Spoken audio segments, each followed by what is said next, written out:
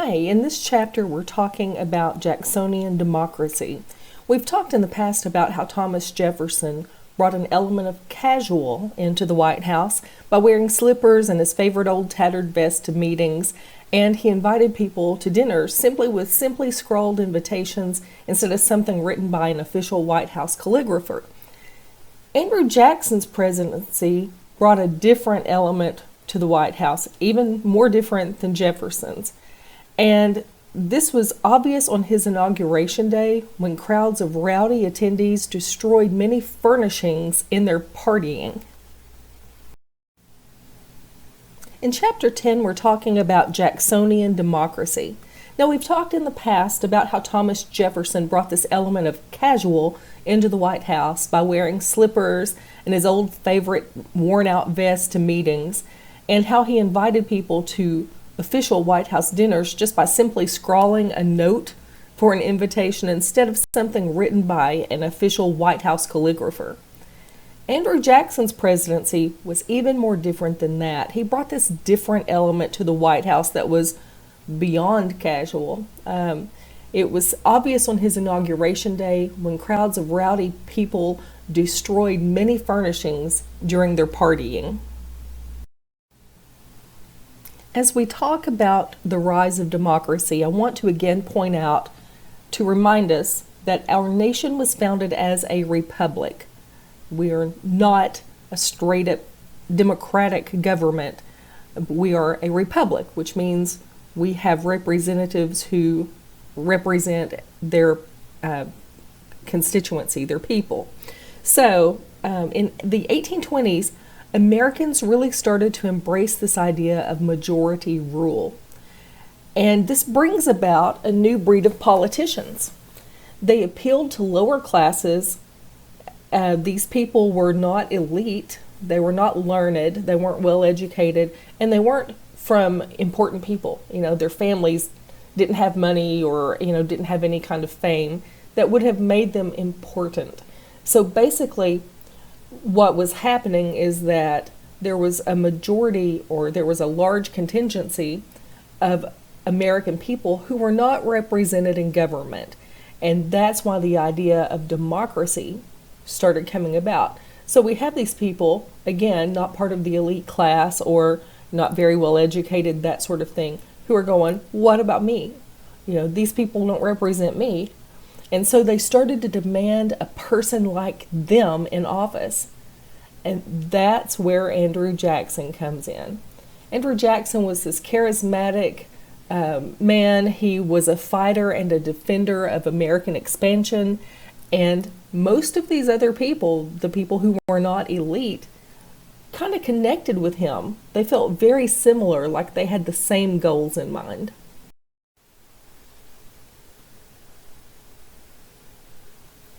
The first party system in the United States shaped the political contest between the Federalists and the Democratic Republicans. The Federalists, led by Washington, Hamilton, and Adams, dominated American politics in the 1790s, but with the election of Thomas Jefferson, the Democratic Republicans took power. After 1816, when the Democratic Republican Party's James Monroe beat Federalist Rufus King, the Federalist Party died at the national level. Until the 1820s, some people were socially looked up to more than others. This was called the Code of Deference. It's when people are respected for something like their military power or their military accomplishments, maybe their education level, their business success, or simply their family heritage. If you came from the right family, you had power.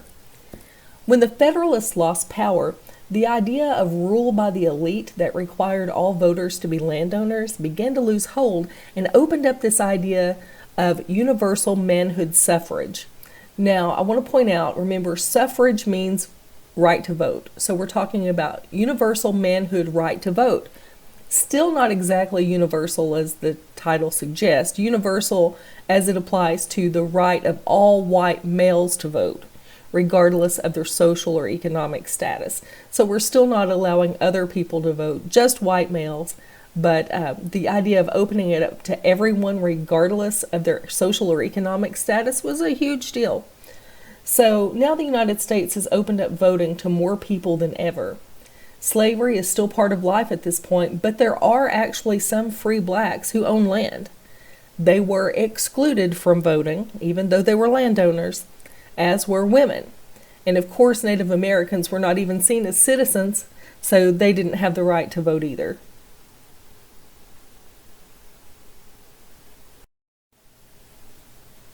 The election of 1824 is significant for a couple of reasons. First of all, it's the first time that everyone voted. Now, when I say everyone, I mean people who were at that time considered eligible to vote, white males. Okay, so it's the first time that people went to the polls to vote for president. Until then, what they did was they had this congressional caucus, and that's where the presidential elections had been determined. So it's also significant because of a controversy that arose from the 1824 election. There were 5 candidates running for president, and they were all Democratic Republicans. So we had William Crawford of Georgia, who had been Secretary of Treasury and was a states' right advocate. We have John Quincy Adams, who was the son of the second president, and he was also Secretary of State at this point. John C. Calhoun was a strong proponent of internal improvements. Henry Clay was a candidate, although he dropped out so that he could be a vice presidential candidate. He was currently the Speaker of the House in the House of Representatives. And then there's Andrew Jackson, who was nominated by the state of Tennessee. With Henry Clay dropping out of the race to be a vice presidential candidate, that left 4 candidates remaining in the election for the office of president in 1824. Obviously, those votes were split. Andrew Jackson wins the popular vote and the most votes in the Electoral College. But it's not just enough to win the most votes in the Electoral College. He didn't win enough votes to win the race through the Electoral College. So without this definite decision in the Electoral College, the election then moves to the House of Representatives to make that decision. So remember, Henry Clay was Speaker of the House. He was in the House of Representatives. So Henry Clay was the one who cast the deciding vote in who would become president in 1824. And he decided on John Quincy Adams, who had already arranged with Clay, hey, look, if I'm elected, I will make you Secretary of State, which was even better at the time than being vice president as far as a stepping stone into the president's office. And so, Secretary of State was a great position for Henry Clay. So, yeah, he's like, okay, sure, I'll vote for you if it comes to that. And sure enough, it did come to that. This was seen as a corrupt bargain, and Jackson supporters vowed revenge. Now, notice not Jackson vowed revenge, Jackson supporters, and that's what makes Jackson's whole campaign very, very unique. So, John Quincy Adams won the office of president in the 1824 election. His vice president was John C. Calhoun, a Southerner. And, of course, we know that Henry Clay became Secretary of State. During John Quincy Adams' administration, Clay proposed something he called the American System. It imposed high tariffs, a national bank, and federally funded improvements for canals and roads. Adams adopted the American System and added a national university and a naval academy to train future leaders. The public saw these as elitist moves, which further united the larger public against Adams and for Jackson. So by making these moves that seemed elitist, then the bigger masses, the people who had supported Jackson, who remember won the popular vote, were infuriated. They felt like this is a step away from representing them. Adams wanted to promote manufacturing in New England. So he proposed high tariffs on imports up to 50% of their value. This was known as the Tariff of Abominations, and it created a lot of strife between the North and the South, since the South was largely agricultural and they had to import more manufactured goods than the North.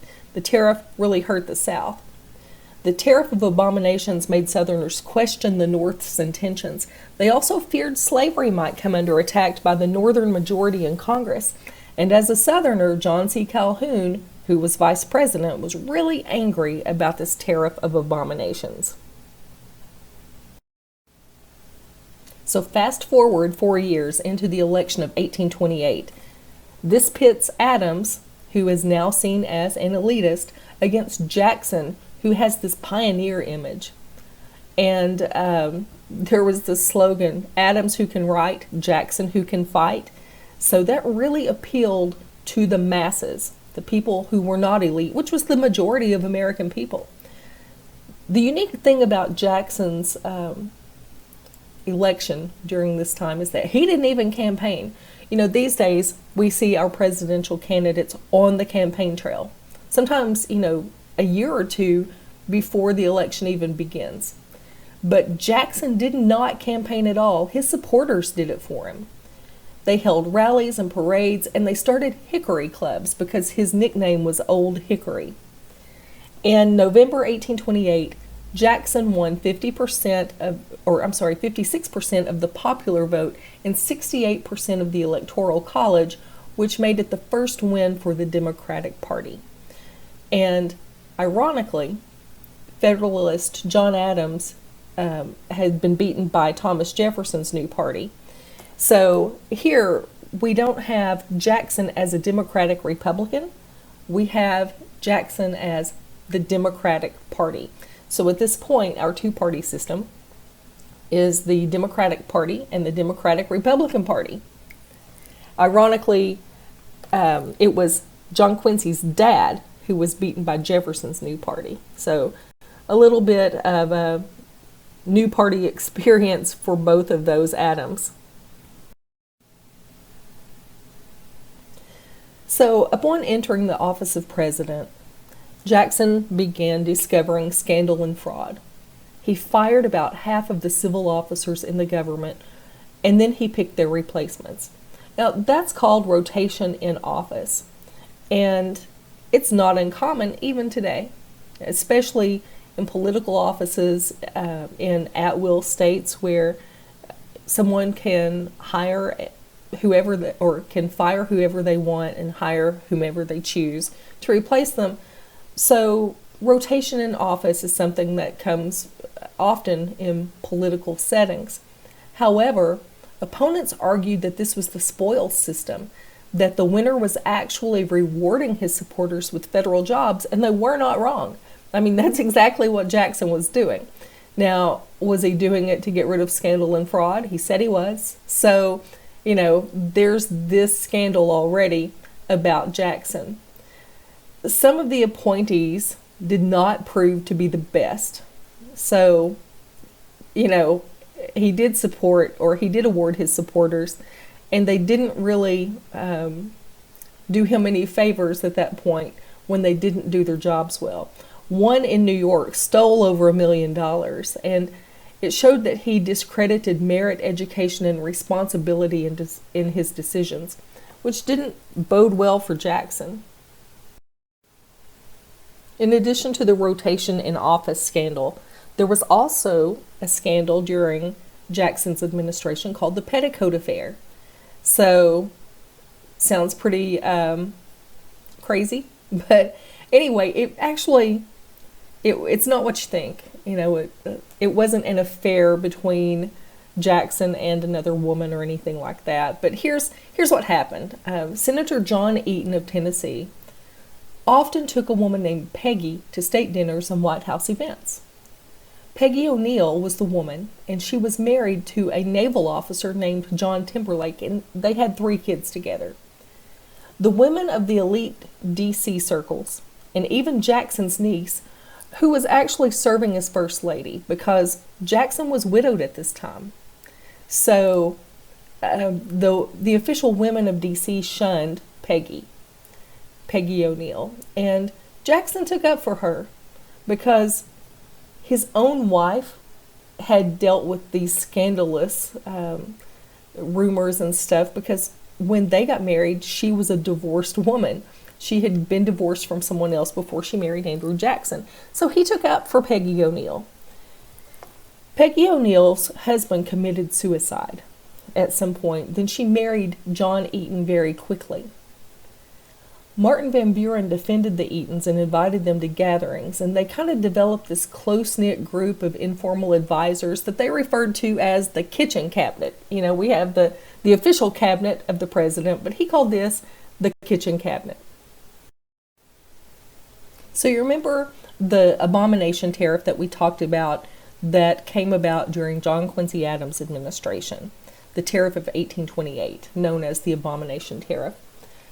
This tariff showed the strength of federal power, which really worried the South. They were really concerned that the federal government might flex its muscles to stop slavery.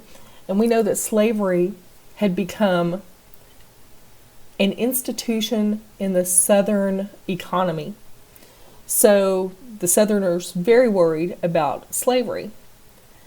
There's something called nullification, which is basically the voiding of unwelcomed federal laws. So South Carolina supported nullification. Some other states worried that it would push them into secession. Note that this is not, them deciding to secede, which will happen later when we start talking about the Civil War, but we're talking about some Southern states did not support this nullification because they were afraid the federal government would kick them out. So very different outlook in 1828. So South Carolina, however, supported nullification. And that meant that the state of South Carolina would then be deciding, we don't like that federal law, so we're just going to overlook it. We're going to null and void it here in our state. Jackson did not repeal that tariff as a high priority, the tariff of the abomination tariff.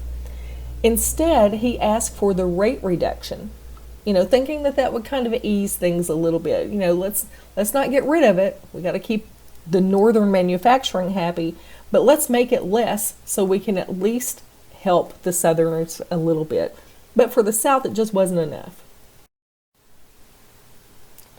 So South Carolina, in their support of nullification, said that a reduction of that tax was not enough. They doubled down. They continued nullifying that tariff. Jackson continued to uphold it. South Carolina Governor Hayne called 10,000 volunteers to protect the state from federal action. Again, they were really afraid of being kicked out of the Union. The Force Bill of 1833 gave the federal government the right to use troops to ensure compliance with federal law, which also terrified South Carolina. South Carolina ended the crisis with the compromise tariff of 1833, which reduced the tariffs a lot. So, made them happier, wasn't exactly what they wanted. They still held on to their commitment to nullification, though. So, just to prove a point, South Carolina, even after they accepted the compromise tariff of 1833, just to prove a point, South Carolina nullified the Force Bill, which would have given the federal government right to use troops. It showed the tensions growing between the North and the South, which is why this nullification crisis is really important. It shows this tension, not just between the North and South, but between the elite and the majority, and those who supported abolition and those who supported slavery. Let's move on now to the Bank War. And just a little background information for you. The charter for the Bank of the United States was established by Alexander Hamilton in 1791 and expired in 1811. Public mistrust of the bank led Congress not to renew it. But they started a second Bank of the U.S. in 1816, which was set to expire in 1836. There were 200 banks in 1816, and they all issued their own paper money. There was no standard value. It was really basically just printed paper. During Jackson's administration, he really just kind of personally disliked the bank's director, and he saw the bank as a tool for the wealthy, which was not the people he represented at all. Remember, he represented the populace, the poor people, the pioneers. And Henry Clay and other congressmen tried to recharter the bank.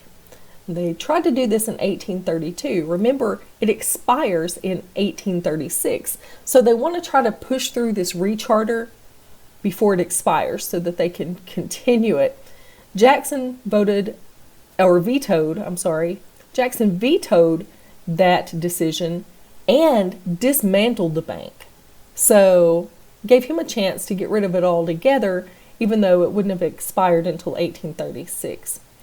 In 1835, Jackson becomes the first president to pay off the national debt. A new political party forms against Jackson's handling of this issue. They call themselves the Whigs. Now, we've already had a Whig party, and they chose this name for the Whigs that fought the monarchy of England in the 1700s. So if we look at George Washington as a Whig, then, this is not exactly the same party. They just chose that party's name. So here's what the new Whig Party supports. They are for active federal government. They want, a strong federal government. They are for a national bank. Remember, the Democrat Andrew Jackson just dismantled a national bank, so they are definitely for a national bank. And there were several candidates who ran as Whigs against Jackson's handpicked successor, Martin Van Buren. Multiple candidates split the vote, leaving it a clear win for Van Buren, who was, of course, a Democrat. Also during this time, we need to talk about the Indian Removal Act. When you hear people talk about 5 civilized tribes, they're talking about the Creek, Choctaw, Chickasaw, Seminole, and Cherokee. And they were considered civilized because most of those Native Americans assimilated. That means they took on the roles of the Europeans or the white people that were in the areas in which they lived. Some of the Native Americans even had slaves. Now, in 1832, in a case called Worcester versus Georgia, Chief Justice of the Supreme Court John Marshall ruled in favor of Samuel Worcester. In doing so, he established the principle of tribal sovereignty. Although this judgment contradicted the Cherokee Nation versus Georgia, it did not stop the Indian Removal Act.